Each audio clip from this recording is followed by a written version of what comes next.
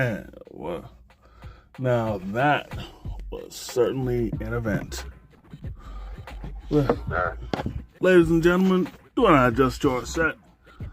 I am Hitman Cos. Welcome to your official review for SummerSlam. And of course, I'm not alone in this endeavor. Please welcome, as always, the humble man, Gary. Gary, welcome to the contracts. Yo, let's go. My man called Peyton. Both nights were really something, weren't they? Yes, sir. Ready to get into this? Let's do this shit like Brutus. All right. Well, first to start things off, we had Io Sky challenging Liv Morgan for the women's title. Now,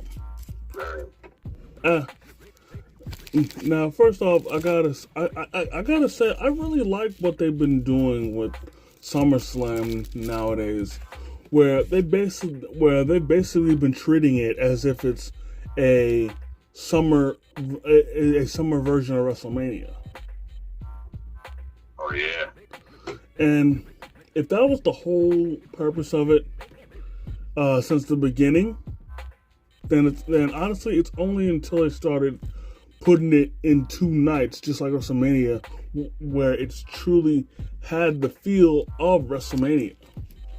Because like WrestleMania, it's now being two nights. It's also in big arenas, and there's such good hype built around the matches. So yeah. Anyways, back to the match. Of course, Roxanne Perez and Raquel Rodriguez interfere. First off, I gotta give a big shout out to Raquel Rodriguez, because if anybody saw Raw, Raquel already has made her own custom version of the women's IC title, where she has barbed wire wrapped around it. Pretty dope. Anyways, that's crazy. Back to the match, Io commits copyright infringement as she hits Liv with Oblivion. Then, oh yeah, word. Then later she tries to hit over the moonsault, but Liv gets her knees up. And now this closing sequence honestly was more surprising than anything else, because after this, Liv attempted Oblivion. However, Io flipped out of it, and after this, I thought Io was gonna win. But then, Liv hit a code breaker. Then she hit Oblivion for real this time. And like that, Liv Morgan is still women's champion. Now again, I'm gonna say I was shocked, because I thought after that counter, because usually after somebody elaborately counters out of a finisher, then they usually find a way to win the match. But hey, Liv obviously took a page from Aaliyah, God rest her soul, and if at first you don't succeed, dust yourself off and try it again. And oh, Jesus Christ, Lord Almighty, forgive me for saying this, please. But again, I'm only saying this just because she's a part of the Judgment Day. But for all the Io Sky fans that got their butt hurt because Liv lost, because Liv won, cry about it.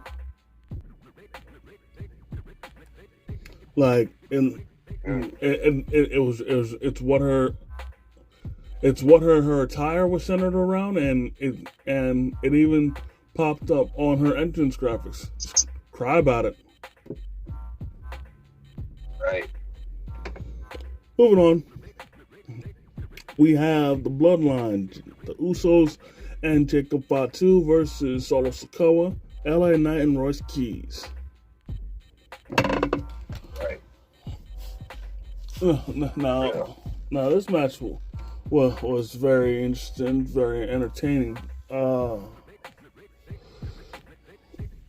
Let me say this once again. When it comes to Solo Sikoa, he has mastered the art of being a face, where he can both be a serious face and be a comedic face. And considering that he can do both of those perfectly, they literally have gold in the palm of their hands. They have a literal gold mine in the palm of their hands right now. Yeah. And it would take a major screw up to mess this up. Right. And I will die on this hill saying that Solo Sikoa has way better mic skills and charisma than the Usos. So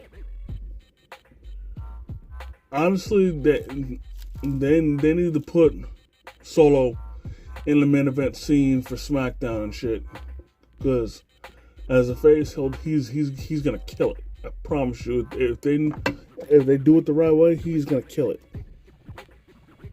Right. Definitely.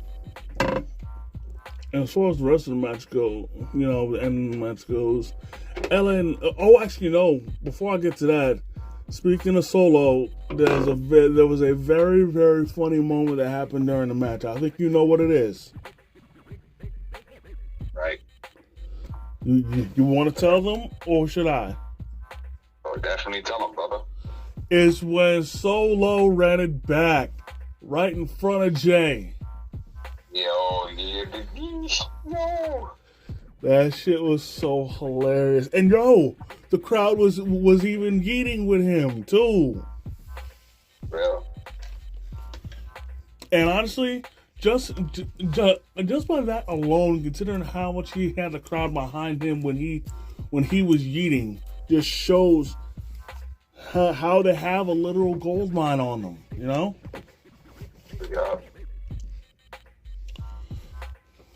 Real.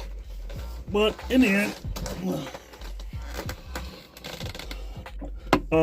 LA Knight hits the BFT on the Jey Uso to get the win for the team.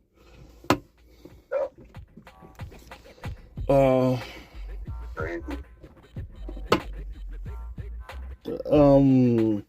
Again, I'm happy they won, but again, I still felt that Royce Keys needed to win more than. Needed to get the pinfall more than LA and Solo, but still, they won. So hey. Moving on, we have Gunther versus Nick Aldis. Yeah. Now, I definitely gotta hand it to Nick for one thing. Now, some people might not appreciate this, but for me, it's the little things that matter, and that's, if you guys paid attention, Nick Aldis, the gear he wore is the exact same default gear that his counterpart wears in WWE 2K26 if you have the game. The only difference is the knee pads. There's a different logo on the knee pads that he wore. Right. But of course, on the channel, y'all check out the video. When I made him under his old persona as Magnus, he's wearing his Magnus gear. So yeah.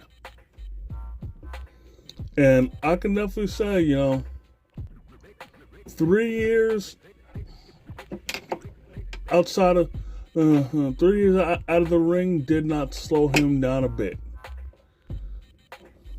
Yeah. He definitely did his thing. And it's something I really got to get off my chest, because it seems like whenever Gunther has a match, it's always the same people bitching about this same shit every fucking time, saying how his matches are boring and shit. And it came up again for this match. Listen here, if you didn't watch the old wrestling tapes, or if you regularly don't understand the kind of way that Gunther regularly wrestles, and by extension Nick Aldis, then you're never gonna appreciate their matches. The wrestlers like Gunther and Nick Aldis are the purest form of wrestlers.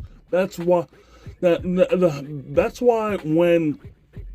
Gunther had Imperium, their motto was "the mat is sacred," because they treat each match like it's sacred. They normally don't go for all the flash and pomp and circumstance. They don't do style over substance. They rely on the skills and technical prowess that they've learned and trained with over the years to put on the best match they possibly can. They're not looking to do 10,000 and this isn't a knock against modern wrestlers, but they're not trying to do 10,000 spots at once just to wow the crowd and some shit.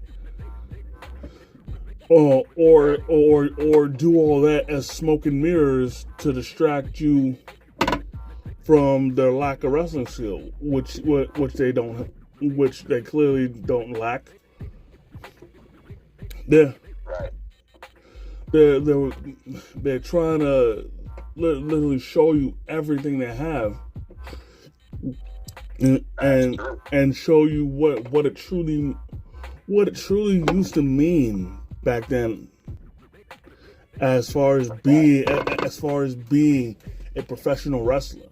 That's why whenever Gunther talks about wrestling, period, he doesn't use the term sports entertainment. He doesn't use the term entertainment. He always calls it a sport. Exactly. And whether you call it a sport or a form of entertainment, sports entertainment, theater, whatever, like none of those are wrong. But I'm telling you now, if you go into a match that features Gunther, don't expect him to do all that flashy bullshit, because he doesn't need to do all that flashy bullshit. He's good enough, great enough, skilled enough, where he does not need to do all that. That's why he doesn't do it. Right. And the same thing goes for Nick Aldis. Definitely. And that's why, once again,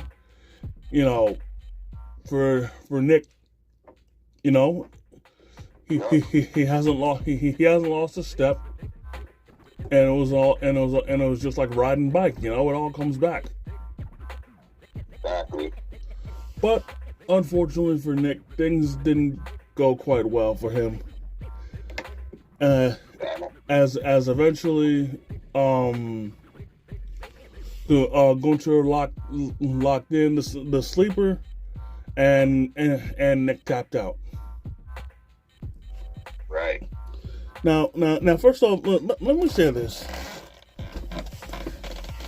For those of y'all who were just finding out now that he's been married to Mickey James, I'm gonna need y'all to get up out of the rock that you've been living under for the last 20 years. Open up the door, go outside, please touch some grass and get some fresh air, man. Because that's one of those things that should have been common knowledge. Like especially if you have Twitter. Like Mickey James's Twitter name literally says Mickey James Aldis. Come on, who the fuck do you think? Who the fuck do you think she was with the name Aldis? Come on, use your head. Exactly.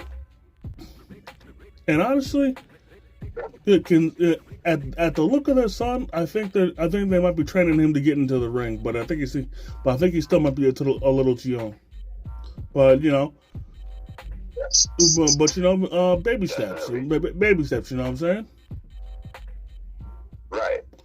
And also, another thing I gotta mention that for those of y'all that are disappointed that Nick Aldis lost, I gotta say this. This was only meant to be a one-time thing. You know? Right. Because immediately after this, he immediately resumed his duties as general manager. So yeah. It honestly made sense for him to lose because if he won, there was nothing that he was going to benefit from. Right. Anyways, moving on, we have. Honestly speaking, that match, I knew Gunther was going to win. Yeah. Aldez, it's good seeing it, but I knew Gunther was going to win. Yep. But even still, great performance by Nick Aldis. Cheers to him. That's a fact. Yep. Moving on, we have Fatal Influence versus the Bella Twins and Paige. I definitely, you know, in my opinion, if there was ever any indication that Fatal Influence is ready for the big time, this was it. Because they definitely did their thug thizzle in this match. I was very pleased with their performance.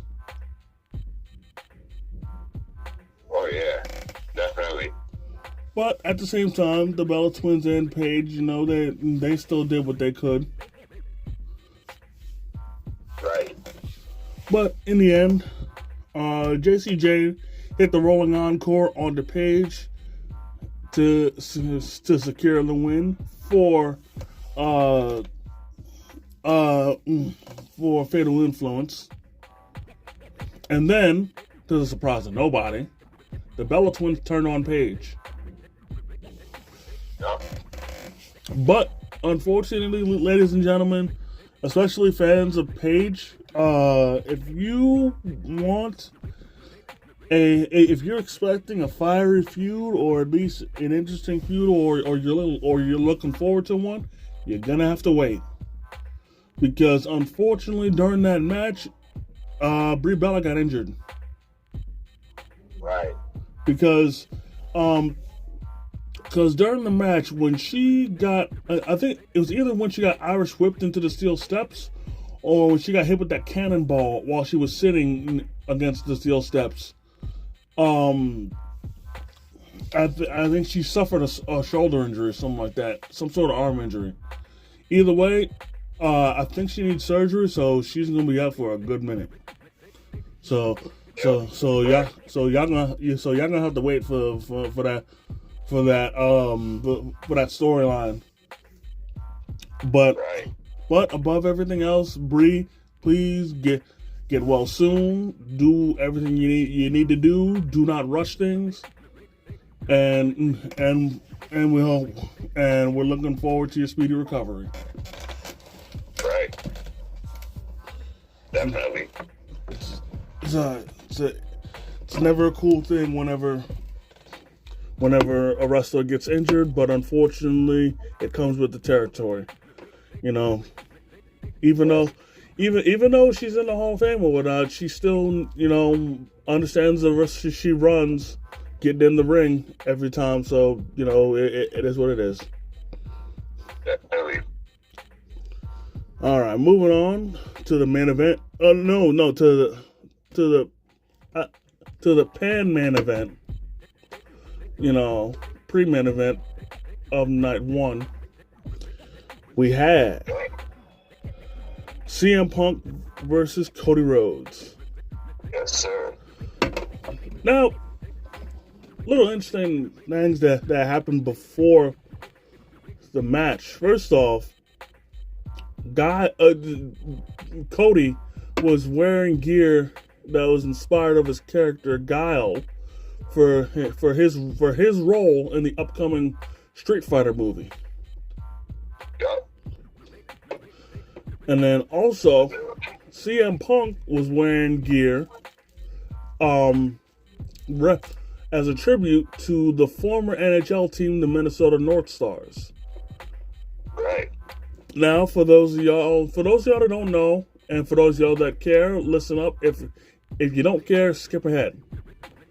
The Minnesota North Stars used to be in the NHL, and of course, they were essentially there repping Minnesota before the Wild got there. But then Texas investors bought the team and moved them down to Dallas, to which to this day they're the present day Dallas Stars. But of course, do not fret, Minnesota, because all was not lost. Because even after you guys lost your team in the North Stars, God still smiled down on y'all as you guys were granted another team in the Wild, which is where y'all are at today. Right. Now that we got that out the way, we skip on to the match. The closing sequence was pretty crazy. Where Punk injured his knee, so he was a little banged up, and this was shown when he put Cody to sleep, but he couldn't pin him because of the pain that he was in. Exactly. Then this was interesting, where he put in the Anaconda Vice, and Cody was fighting for a good minute, and eventually turned it into Crossroads. But oh my God, I really don't want to talk about this moment, but later on in the match, CM Punk attempted a moonsault, and it to say the least, it didn't go so well. Yeah.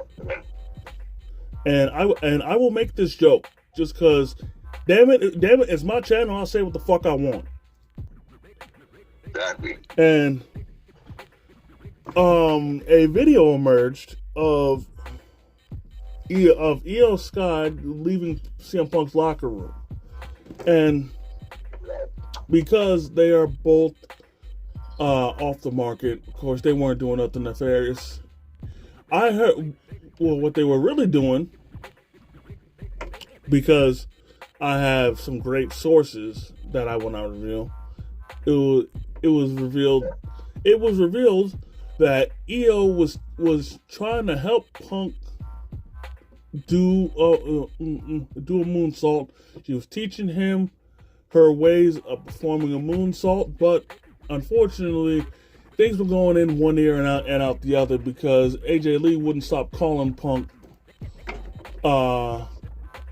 and because of that, he really couldn't focus on Io's teachings. So as you can see. Right. Anyways, afterwards, so Punk puts Cody to sleep again. However, Cody grabs the rope before a ref hits 3. Then this crazy moment happened where they were outside the ring, and he put Cody on top of the announce table. Then he got back in the ring, went on top of the turnbuckle, hit the Macho Man elbow drop, but he missed everything because Cody moved out the way. So he just put, so you know, there was no one home, so he caught nothing but the announce table. Right. Correct. Then some more craziness happened where Cody hit the Cody Cutter. However, he hit the ref with it instead. And of course, because of how Cody does the Cody Cutter, he can't really see what he's doing, and which is why he hit the ref instead of Punk. Right. And then while the ref was out, Punk put Cody to sleep, but Cody ricocheted off the ropes and then hit Punk with the crossroads. However, Punk rolled out of the ring, and this is where people thought that somebody was going to come back to interfere in the match, and for some people who were thinking of this rumor, your rumor turned out to be true, and Randy Orton came out, hit Cody with the RKO, and then winked at the camera and left. Hell yeah. Then that was good. And then Punk got back in the ring, put Cody to sleep, and there was a ref present. And like that, CM Punk is still the undisputed champion.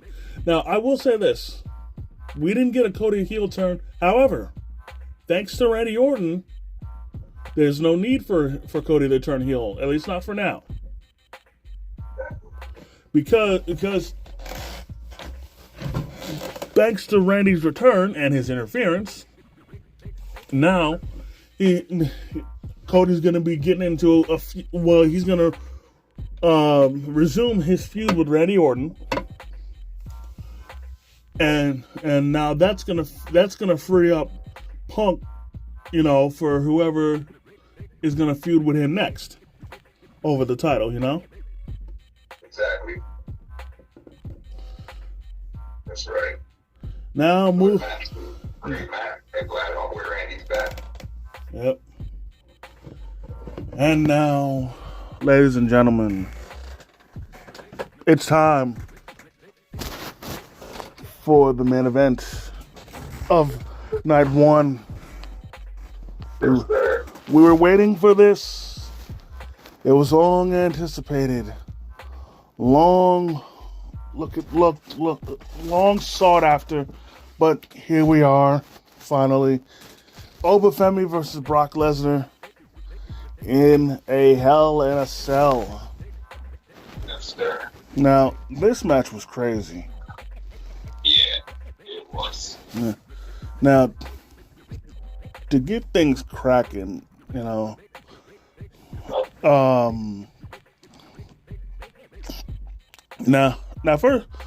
first off, I couldn't help but notice there was somebody in the crowd, if somebody was paying attention, that was wearing Brock Lesnar's Vikings jersey from when he tried out for the league.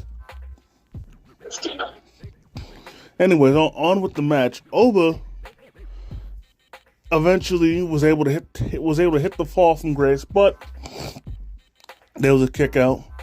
Then Brock was able to get back, and he hit 3 straight F5s, and he hit 3 straight because Oba no-sold the first 2. To which then, but Oba still kicked out of the third. And this is when truly crazy shit happened, where Brock tore apart the ring and to reveal the wooden part. Right. To which then he then committed copyright infringement from Undertaker hitting the Tombstone Pile Driver. Yes, sir. And I will say this to anybody that got mad over Oba kicking out over that. This was all to make Oba look strong, and if they're smart, they will not have anybody use the Tombstone Pile Driver or kick out of it for a very, very long time, or ever again. Right. Exactly. But afterwards, Oba was eventually able to hit the fall from grace, but he did not do it on the exposed wood, and I'll explain why in a sec. But he hit the fall from grace, and he to win the match. And the reason why he and the reason why he did not do it on the exposed wood is because, don't get me wrong, Brock's is a freak of nature. But no matter how godly he looks, and no matter what he can do, he's still human. Right. And as such, especially even despite his age, if he were to take a bump on that wood, it would affect him more than it would affect Oba. No matter how much conditioning he did, no matter how much bracing for impact he's done, it would have messed him up good. And Brock and even though this was Brock's last match, this still would have probably injured Brock. You know what I'm saying? So it was just him. It was Oba looking out for Brock. Right. Exactly.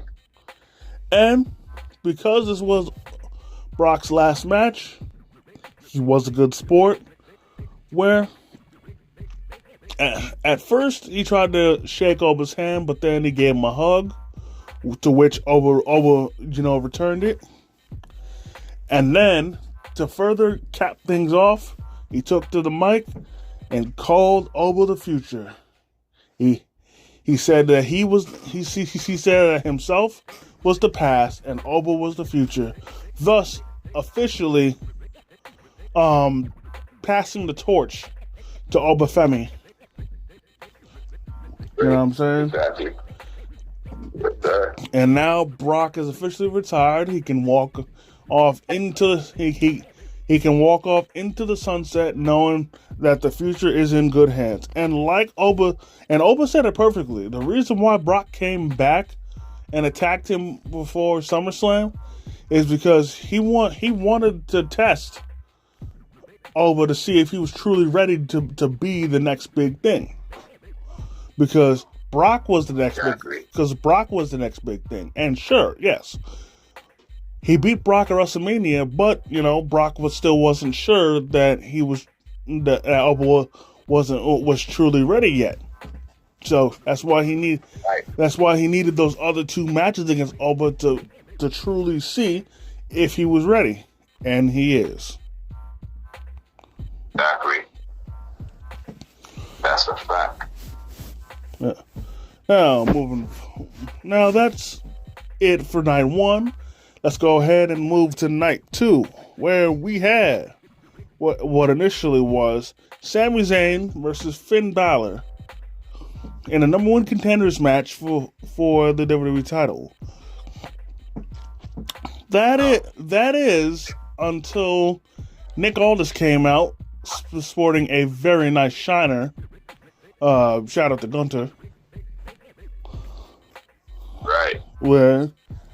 Where, as expected, he resumed his duties as SmackDown General Manager, and as such, he added another competitor to the match, in which I honestly wasn't surprised. He added Gunther to the match. Oh, and also on a side note, Sami Zayn was throwing a major bitch fit. But at the same time, his bitch fit was justified. It was. Let me say that his bitch fit was justified because this match should have already not have happened. He already should have been number one contender. But I digress. Right. However, Nick Aldis wasn't quite done because once Gunther was in the ring, he came back out and mentioned that this was actually a fatal 4-way, which honestly made Sammy go into an even bigger bitch fit. But who came out instantly made Sami Zayn stop throwing a bitch fit and had him stunned. In which the fourth competitor, and I still can't believe this, was Kevin Owens. Yeah. And don't get me wrong, I know it was like at least over a year and whatnot since he was in the ring, but at the same time, this was still so shocking. Because given KO's age and shit and everything that he's put his body through, I honestly thought it was going to be even longer before he'd be back. And even part of me feared that he would never come back.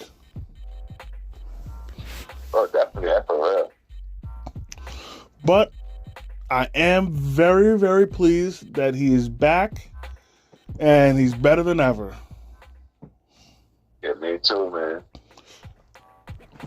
Now on with the match itself. First off, once people were out of the ring, Sammy and KO they gave each other a hug. Now and this was a real hug because afterwards they gave each other a nod, knowing which is like great to see you, but we gotta get down to business and fight. Which clearly shows that they're not, that despite fighting in this match, they're not enemies.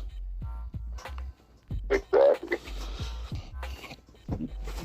But KO he did great in this match. He clearly has not lost a step. Right. And as such, KO did win the match after he hit the stunner on, Sammy. Right. So he will now be facing CM Punk for the WWE title. Now, first off, again, congratulations to KO. Glad to see he's back. I definitely am looking forward to seeing him feud with Punk. It should be a great showing, Yeah, definitely. And hopefully down the line, Sammy will get his shot again like he deserves. But so it's not. It's just this came out of left field, and yeah, it is what it is. Oh yeah, for real. Moving on, we have Trick Williams versus Baron Corbin for the United States Championship. Oh yeah, for real. Now, as expected, Lil Yachty came out to his song Minnesota. As much as I like Lil Yachty, people, I highly recommend you don't go listen to the song because honestly, it's terrible. Cause I say this in the kindest way possible because I like Yachty and I do listen to his music. Yachty, when you sing, do not try and hit high notes because you can't. Just hit the low notes and like how you do in songs like Broccoli and Lonely Night. Because you hit the low notes just fine and you hit them the right way. And if not that, just be a rapper. Just rap, because you're a competent you are a competent rapper. Like the songs I got of you where you're rapping, you do your thing. So just be a rapper. Right. But in any case, on to the match. Little interesting thing happened where where Yachty was wilding, where he actually got up in Corbin's face, to which Corbin grabbed him and then shoved him into the barricade. And I hate to bring up this moment, but I have to. There was a very bad spot where everybody was where it looked like everybody was standing around doing nothing. That's because something went wrong. Because what happened was, here's how it was supposed to go down. Baron Corbin was to rake Trick's eyes. Then while the ref is checking on Trick to make sure his eyes are okay, Corbin was supposed to get popped in the back with the trick stick from Lil Yachty. But what happened was Yachty was out of place and missed his cue, which then caused Corbin to yell his name to let him know that it was time for him to do it. But even then, he was still too slow with it. Now he eventually did do it, but it still looked pretty awkward. Yeah, correct. And honestly, before anybody shits on Lil Yachty any further, I will say this. Number one, he's a celebrity. As I feel he does have the chops to be a wrestling manager.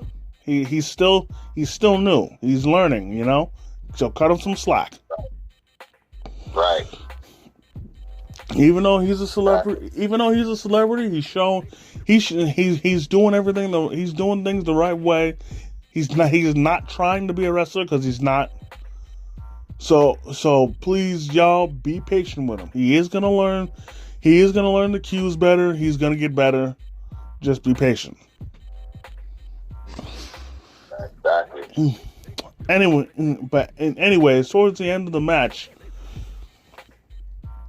Corbin grabbed Lil Yachty and put him on the apron. To which then Trick then punched Corbin in the face, and then as a result, it caused Corbin to lose his grip and knock Yachty through a table that they set up earlier on in the match. Then, while the ref was distracted trying to check on Yachty, Corbin grabbed the U.S. title, popped Trick with it in the head, hit the end of days, and Baron Corbin is now a 2-time United States champion. Now, ladies and gentlemen, once again, y'all know, as much as we love Trick Williams, for me, y'all know, if you follow this channel enough, y'all know how much I love Baron Corbin. So I was backing him in this match. So for him to win, I was very ecstatic. So cheers to Baron Corbin, and more than likely for Trick, once they finish feuding over the title, in which if Corbin doesn't drop the title back to Trick, then Trick after the feud is going to be propelled into the main event scene. At least that's what I think is going to happen. Right. Exactly. That's crazy too. But it's also crazy the fact that Trick had just gotten that custom title, I think 2 weeks ago? Right. And now he did. Yeah, and now it's already gone. Well, Trick got the belt at WrestleMania. No. The newest belt. Yeah. 2 weeks ago. That's crazy. But yeah, it is what it is. Now, now, now moving on to the next match, we have the 6-woman ladder match. Yeah.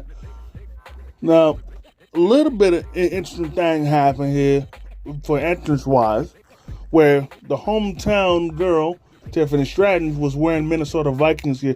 Let me say this. Look, yeah, I understand that, the Vikings are the most popular team in Minnesota, but y'all have more than one team. And like and sure, Punk wore gear reminiscent of the North Stars, but then they're not a team anymore. For the other people that were wearing Vikings gear, did y'all not want to wear gear for the Minnesota Wild or the Minnesota Twins? Or hell, even the Timberwolves. Like Minnesota has more than one team. The Twins and the Twins, Wild, and Timberwolves definitely deserve some love. Exactly. But it is. Right. But I digress. But Tiffany Stratton wasn't the only one wearing special gear. Jade Cargill was also wearing some special gear. Where first off, her jacket and shit was a shout out to Prince. Rest in peace to the legend. Right. And then also, at least in my opinion, her gear was inspired by, for y'all Mortal Kombat fans, was inspired by Sindel.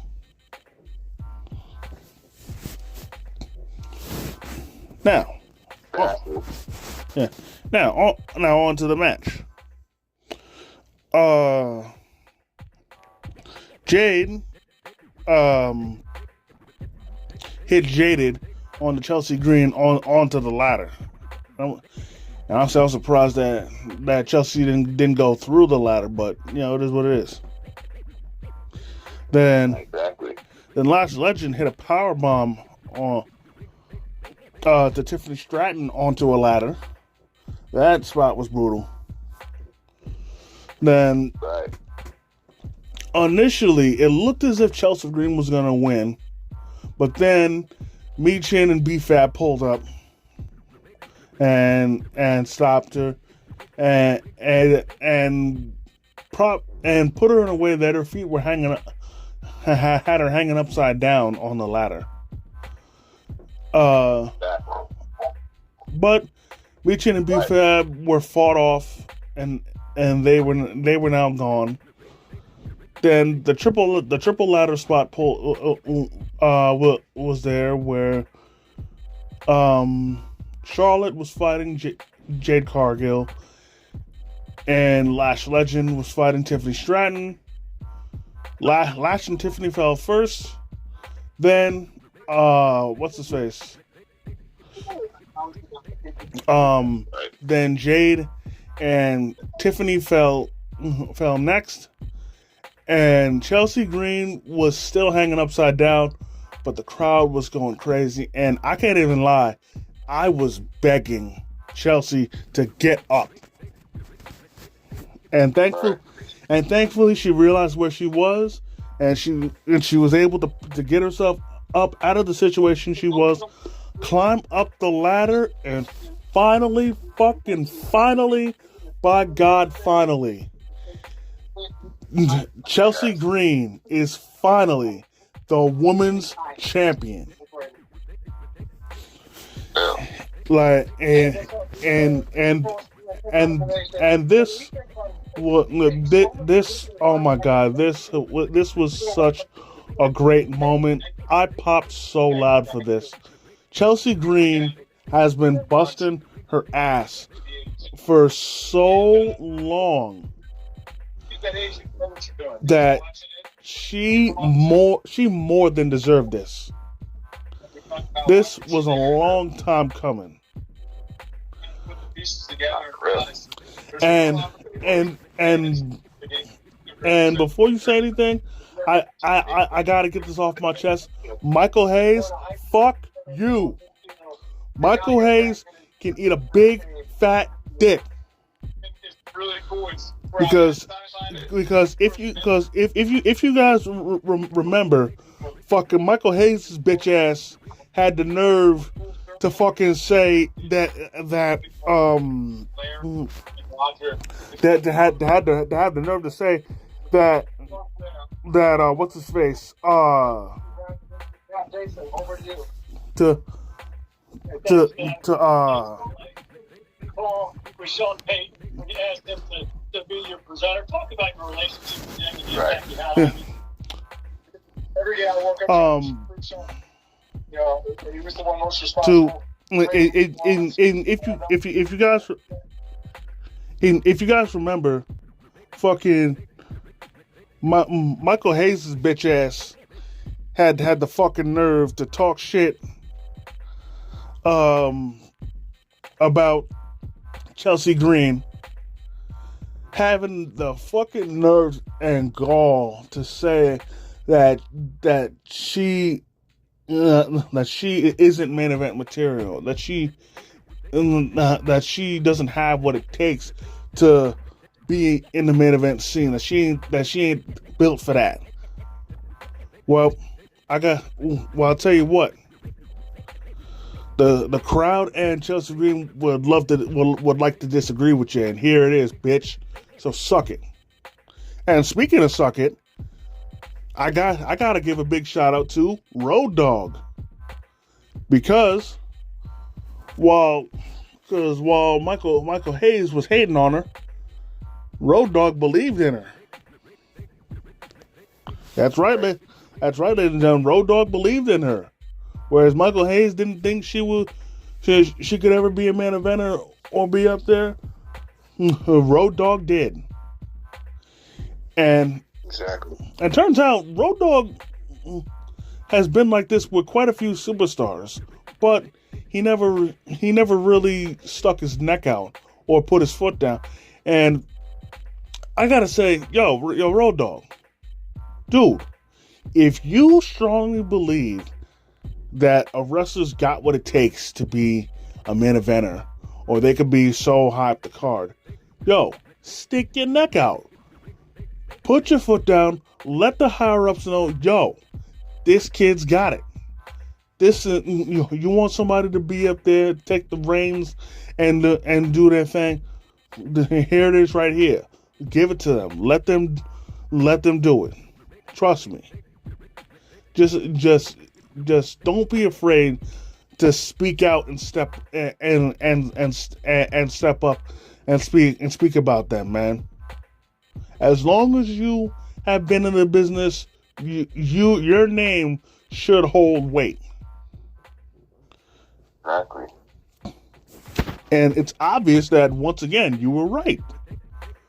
You saw what Michael Hayes' bum ass was too stupid to see, and it paid off. And yeah. And with that, I will say once again, congratulations to Chelsea Green.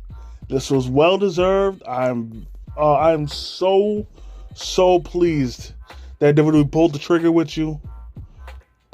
So cheers to you, Chelsea Green. You deserve that push of hell, yeah. So everybody, I'm gonna need you to take your right hand and salute and pledge your allegiance to Chelsea Green. Yes, sir. And if not, then then just be green with envy.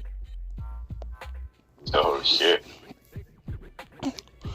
But from the highs to highs, we have to go to the lowest to lows, to the next match of Danhausen versus Dominic Mysterio in a money's on a pole match. Now, let me say this. As much as I tried to give this match entertainment, I'm sorry, this match shouldn't happen, especially not on a big ass pay-per-view like SummerSlam. This should not have happened. This match is good. Like, like, dude, as good. No, scratch that. As great of a talent Dominic Mysterio is, I'm all for him doing goofy shit, being cowardly and shit. But this is where I draw the line, man. He shouldn't be doing stupid shit like this. And this ain't even a knock against Danhausen because he's a comedy wrestler. But this shit should not have happened. Not at SummerSlam. Do this on Raw, man. Oh my God. Got you. But there was a couple of stuff that happened where JD McDonough pulled up as usual.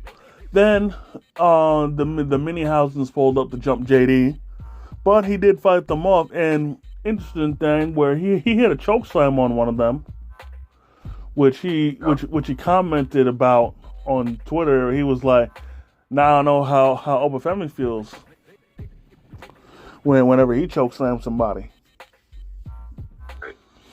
Then, if you guys paid attention to the commentary, one of the Mini-Housens was named. They kept calling Torito-Hausen, and if that wasn't clear enough, then I don't know what to tell y'all. But one of the Mini-Housens was El Torito from Los Matadores. And if you guys don't remember who Los Matadores was, just look it up. It was basically Primo and Epico pretending to be Mexican luchadors. I mean Mexican matadors or bullfighters.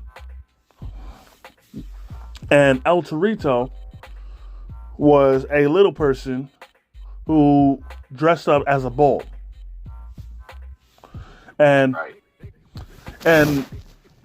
unlike the other Mini-Housens, he actually is a wrestler, which is why he was able to do all those crazy moves with JD McDonough, because he is an actual wrestler. Exactly. So shout out to El Torito. Sure. Then later on, somebody must have said his name because out came Joe Hendry, who honestly returned the favor because of what happened at the concert, and popped JD with his guitar. Right. Then, as Dominic was about to win the match,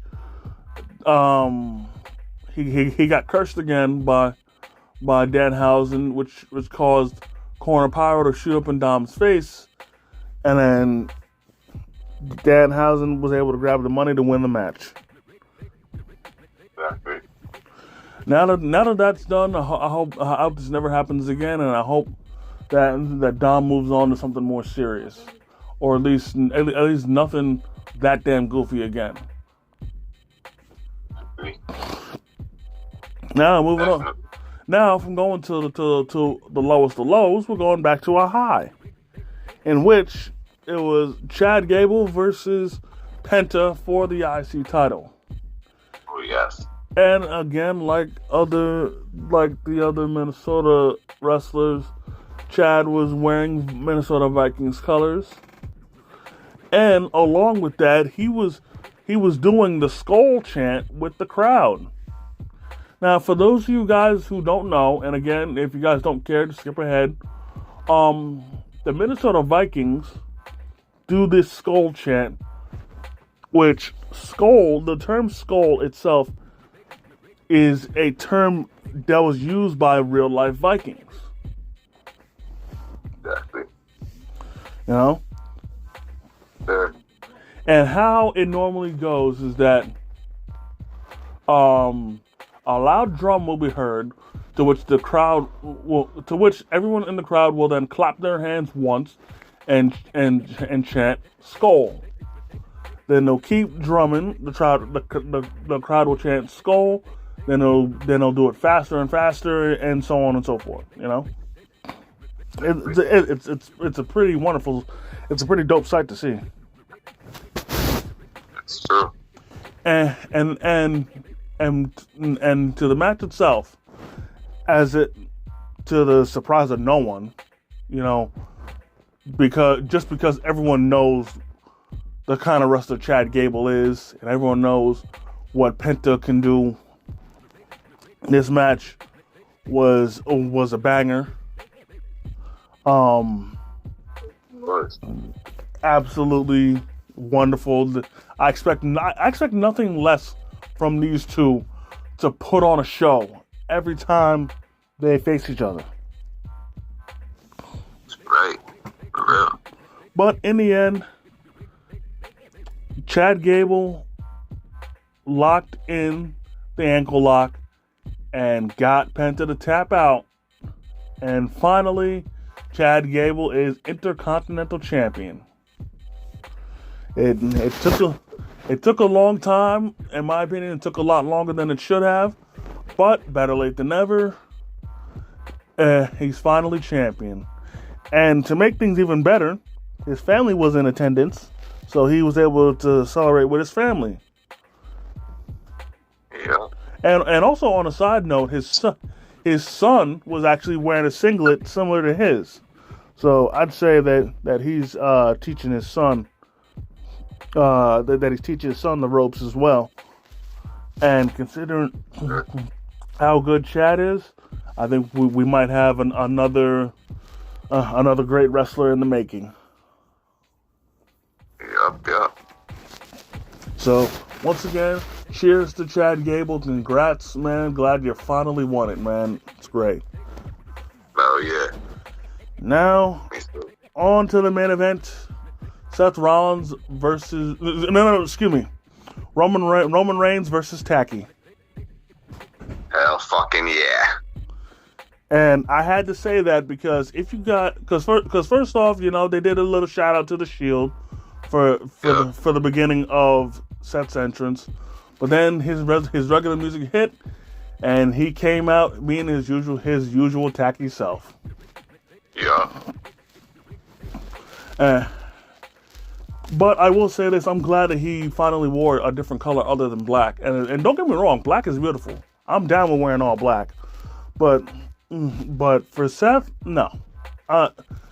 For when it comes to Seth, I look forward to him experimenting with different colors and different and different designs and different attires.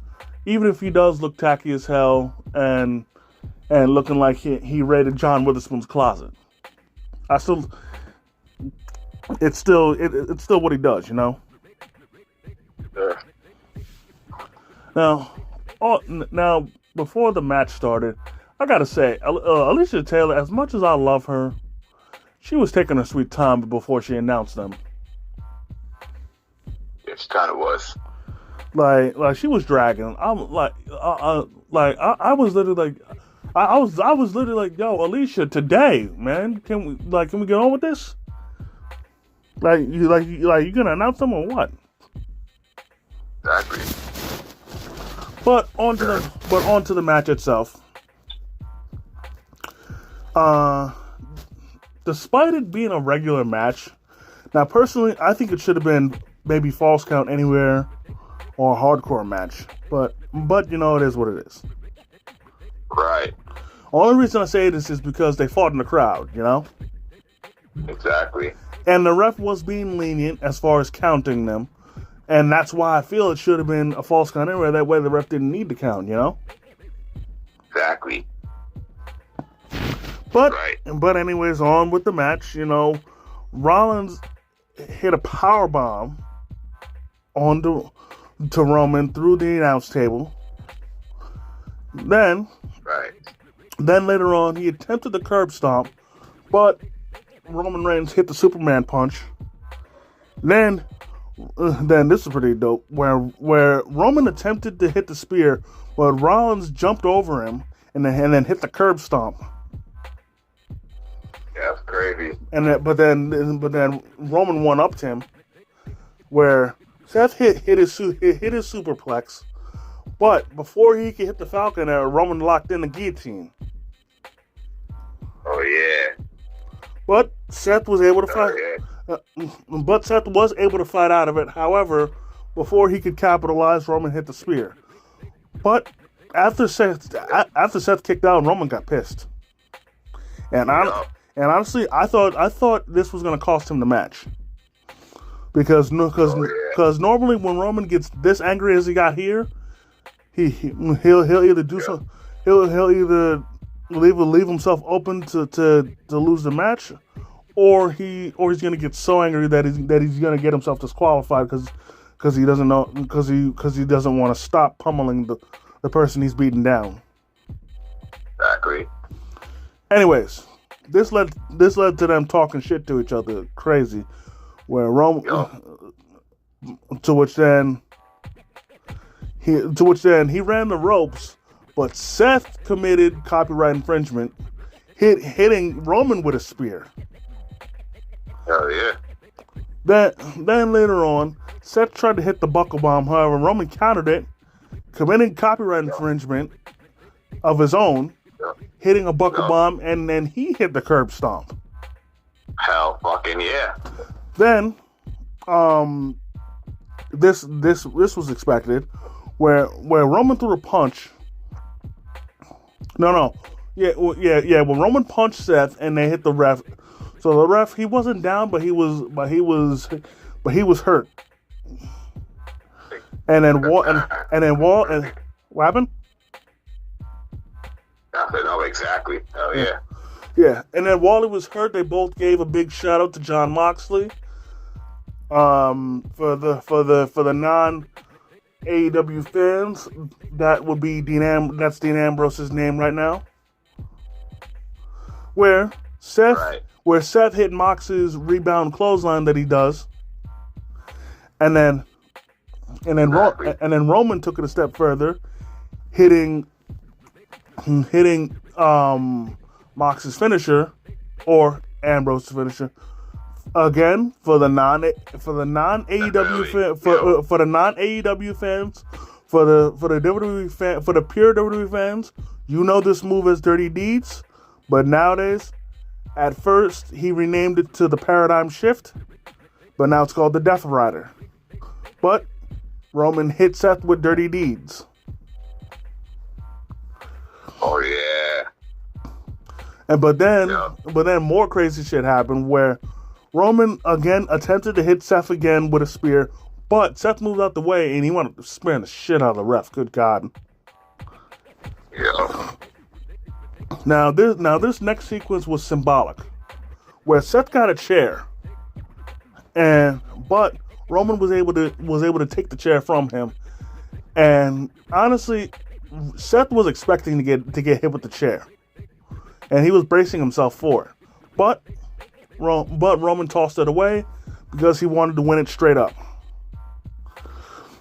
Right. To which then he attempted to spear Seth. However, Seth countered it into the pedigree. And in my opinion, this was a callback to when they faced off at, I think, Money in the Bank, where Seth took the WWE title from him. Oh yeah. Where in that match, he attempted to spear Seth, but Seth countered it into the pedigree. No. Let me rephrase that. Seth caught him and turned it into the pedigree. Yup.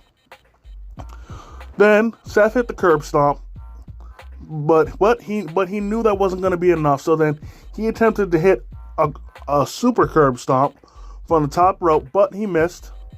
To which then Roman, because also Roman wasn't a fool. He knew just one spear wasn't going to do it. So he hit Seth with 3 straight spears. Hell fucking yeah. And Roman is unfortunately still World Heavyweight Champion. Fucking yeah, acknowledge him. Love them both. They put on a great match with each other. Roman, no bloodline, Roman just was like, and it was... Wait, hold up, man. You're forgetting the most important part. Oh. Which is after the match, they stared each other down. Yeah. And they did the Shield's fist bump. Hell yeah. And then, but also, when it came to the Shield mask that Seth came out with, they put it in the middle of the ring. just for to symbolize Mox, you know. Right. Just because just because again, I hate to burst people's bubbles, but for those who are still holding out hope, I have to be real with y'all. Mox isn't coming back, and I guarantee that number one, he's not coming back anytime soon. And honestly, if he feels the same way that he feels now, or that he felt when he left, he's never coming back. Right. I'm sorry. As much as I would have loved, don't get me wrong, I would have loved for Mox to make an appearance.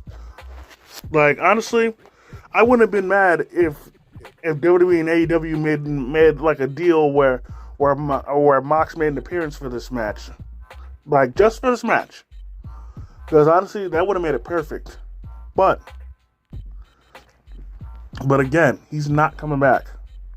Because I can say this with 100% confidence. Mox is 100% happy where he is right now in AEW. Because for one thing, he's the leader of his own stable, the Death Riders. That's number one. Number two, he's able to do what he wants to do and act how he wants to act. As far as wrestling goes, as far as promos go, you know, he doesn't. Right. He has complete control. He has complete creative freedom to do as he pleases. And sure, people might shit on that because of how much he blades. And once again, I have to say this: I do not condone blading at all. I do not condone blading. But you know this. Right. But this is how Mox wrestles. He's a hardcore wrestler, man. For those of you who know this, you know, this is the real Jon Moxley. This is how he really is, you know. Because for those of y'all that don't know, he used to compete in Combat Zone Wrestling, where their bread and butter was death matches. Which was like ECW hardcore matches, but cranked up to 11. Right. But yeah, and I will admit, obviously this match was the match of the night.